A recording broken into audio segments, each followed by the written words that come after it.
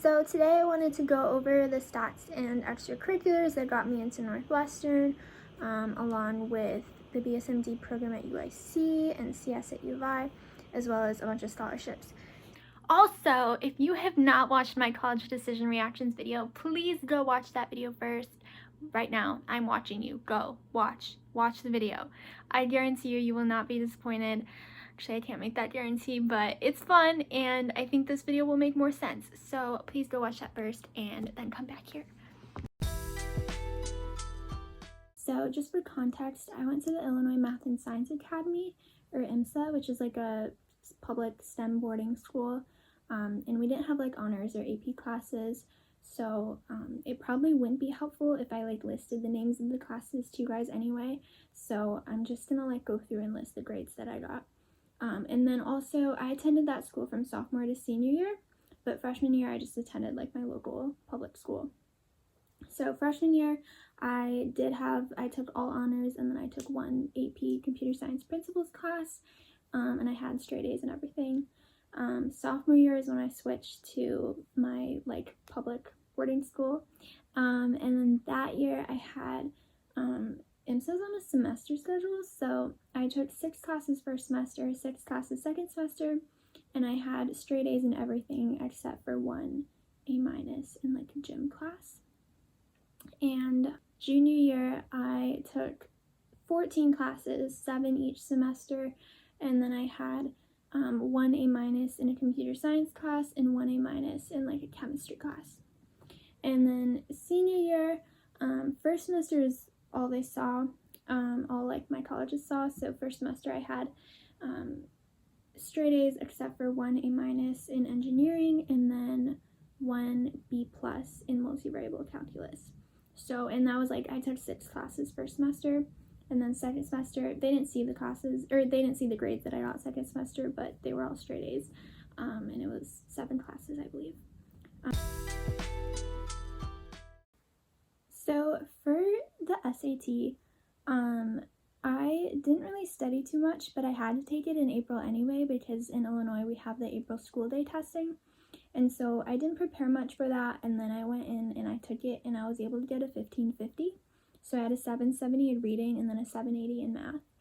And I was just like in this mindset of like, I just wanted to be done with everything. I was so stressed about like college applications that were coming up. And so I just like decided to just like stick with that score. In hindsight, I probably should have maybe taken it another time. I know I could have probably done better in math, especially considering the fact that I didn't really study beforehand. But yeah, it is what it is. I submitted the 1550.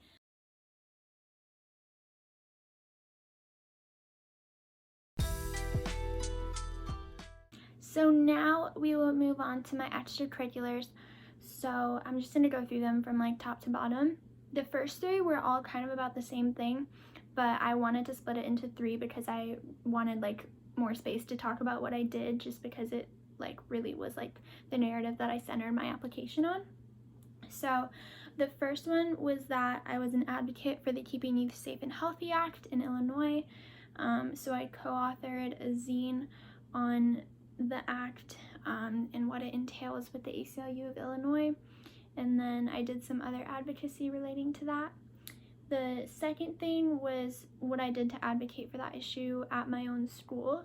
So I talked about implementing a program that sort of aligned with the standards, helping to implement it, so helping to like meet with administrators and draft a proposal and then like see this successfully come to fruition. And then the third thing was having the opportunity to sit in a few times on these Illinois State Board of Education meetings and provide like a youth perspective to the standards that were included in the act. So that was all relating to like my advocacy. The fourth thing was that I did research. This was at the University of Illinois in Chicago. And then the next thing was that I co-founded and was president of my own organization called Project Her, which was basically like a female empowerment organization that sought to provide girls with the confidence to pursue their passions with courage. That's kind of like our mission statement, and so that included like hosting like what did I write here? Like hosting fundraisers, publishing blog posts, organizing mentorship programs. So that was that. And then the next thing was that I was a TEDx youth speaker. My school has a TEDx program, and so I applied and got to be a speaker, and I spoke about the urgency in addressing gender inequity in education, in STEM education.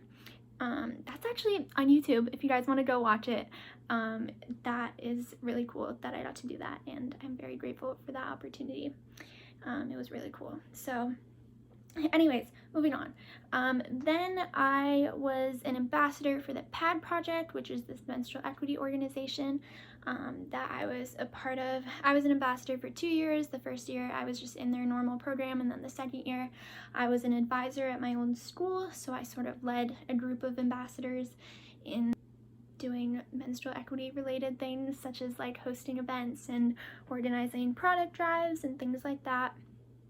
The next thing was all of the last 3 things were the things that I did at school, so the clubs that I was a part of. So I was co-president of our Gender Equity Association, I was deputy director of our ACLU chapter, and then I was co-president of our Active Minds Club, which was, if you don't know, it's like a mental health awareness club. So I was involved in other things at school, but I just didn't have the space for them on the Common App, unfortunately. But yeah, that was that. Okay, finally we can talk about awards. I have a problem in life, and it's that I always want to write too much, and the awards section bothered me so much because there was no space to describe what the award actually was. And a lot of the things that I applied for, like, they were like well known, but they weren't like well known, so I needed that extra space.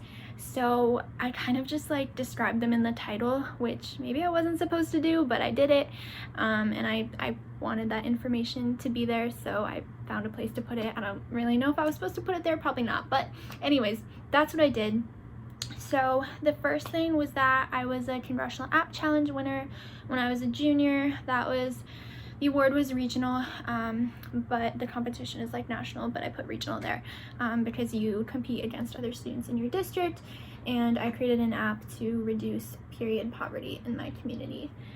And hi guys, I kid you not, I just stood in front of the camera for like 3 minutes finishing this video, and it wasn't even recording because I lost storage.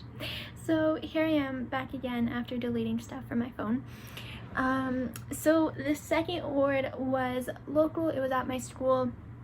I was a part of a group that won this innovation grant, so we won $2,000 to help implement the program that I talked about relating to the Keeping Youth Safe and Healthy Act and enacting those standards within our school. The third award was national. I was one of the Taco Bell Foundation Ambition Accelerator winners, so my organization won $500 for our work empowering young women. The fourth one was international. I was in the Blue Ocean Competition Top 100, so that's like a entrepreneurship innovation competition, and I basically pitched an app that would use AI to assist in menstrual cycle regulation. And finally, the fifth one was regional. It was the NCWIT, or National Center for Women and Information Technology Aspirations in Computing Award. So I think this was the one section of my application that probably was like the most weak, because my awards weren't like super well known, and the only like international and national awards I had were I was a part of like a bigger group that was winning them, so it didn't carry as much weight. So yeah, but that's all.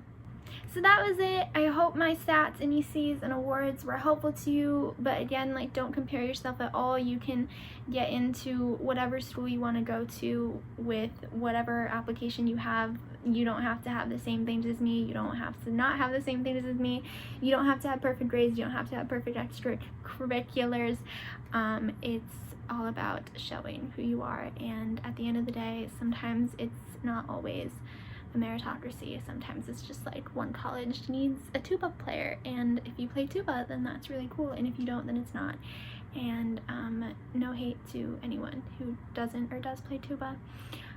But sometimes it just comes down to like what a college needs, so don't compare yourself. And yeah, please stick around though. I am gonna be releasing more videos soon about, like, I may read my Why Northwestern statement, I'm gonna reveal what college I'm going to, so lots of fun stuff. Thank you so much for being here.